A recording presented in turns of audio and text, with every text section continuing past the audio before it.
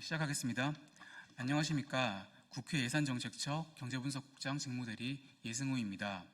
지금부터 나보 경제전망 보고서에 대해서 말씀드리겠습니다.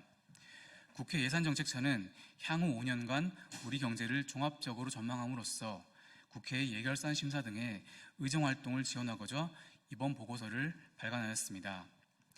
이번 보고서에서는 우리나라가 마주한 대내외 경제 여건에 대한 객관적이고 심층적인 분석을 토대로 지출, 생산, 소득, 지속성장 등 종합적인 측면에서 2026년 및 중기 경제 전망을 제시하고 있습니다. 보고서의 주요 내용은 배포해드린 보도자료를 중심으로 설명드리겠습니다. 국회 예산정책처는 2025년 실질 GDP 성장률을 1.0%, 26년 성장률을 1.9%로 전망하였습니다.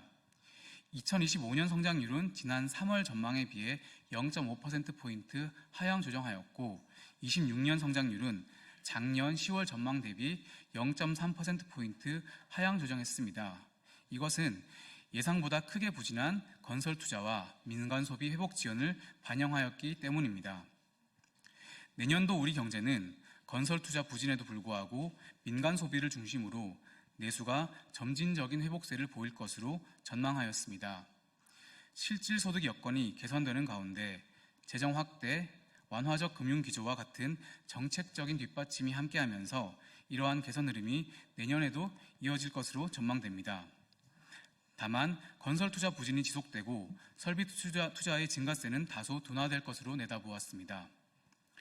무엇보다 대외 여건의 불확실성이 지속되면서 우리 경제의 하방 위험 요인이 되고 있습니다.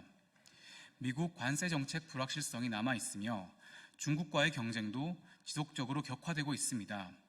더불어 금융 여건의 불확실성으로 기업 자금 조달 여건이 악화될 가능성이 있으며 중장기적으로는 기후위기와 인구구조 변화가 우리 경제의 하방 위험 요인이 될 것으로 전망합니다.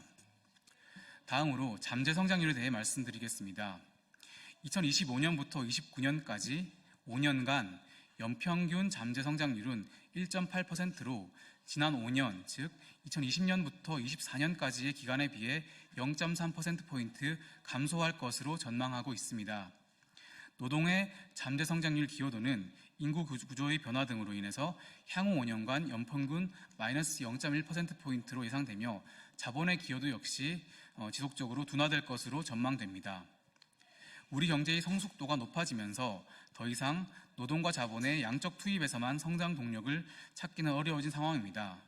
결국 생산성 향상을 통한 성장 잠재력의 확충이 필요하다는 것을 시사하고 있습니다. 다음으로 산업별 성장률에 대해 말씀드리겠습니다. 2026년 제조업은 미국 관세 정책의 여파가 본격화되고 세계시장 경쟁도 심화되면서 1.5% 성장할 전망입니다. 세부적으로 보면 반도체의 경우 AI가 촉발한 고부가가치 제품 수요가 수출 성장을 주도할 것으로 보고 있습니다. 반면 자동차와 철강은 미국 관세 정책의 영향을 직접적으로 받으면서 성장세가 둔화할 전망입니다. 한편 서비스업은 고령 인구 증가로 의료 보건업 부가가치가 증가하면서 2.0% 성장할 전망입니다. 건설업은 SOC 예산 확대 그리고 최근 업황 불황에 따른 기저효과 등으로 0.6% 성장할 것이라고 내다보았습니다. 다음으로 고용에 대해 말씀드리겠습니다. 2026년 취업자 수는 16만 명 증가하고 명목임금은 3.2% 증가할 것이라고 내다보았습니다. 고령화에 따른 노인 돌봄 인력 수요 증가로 보건, 사회복지업 고용이 늘어나고 재정 지원을 통한 노인 일자리가 확대되면서 취업자 수는 연간 10만 명대의 증가폭을 유지할 전망입니다.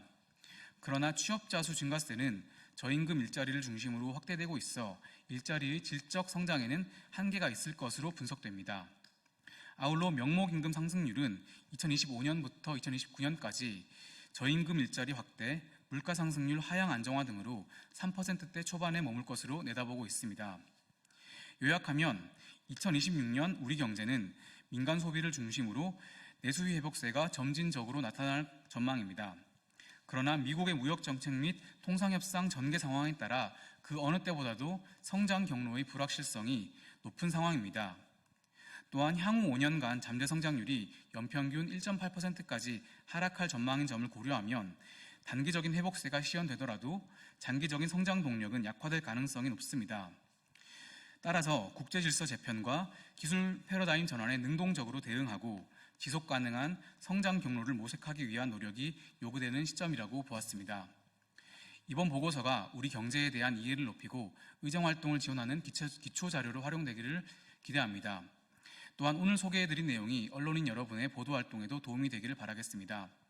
국회 예산정책처는 앞으로도 국회와 국민이 필요로 하는 분석과 지원을 성실히 수행해 나가겠습니다. 이상으로 마치겠습니다. 감사합니다.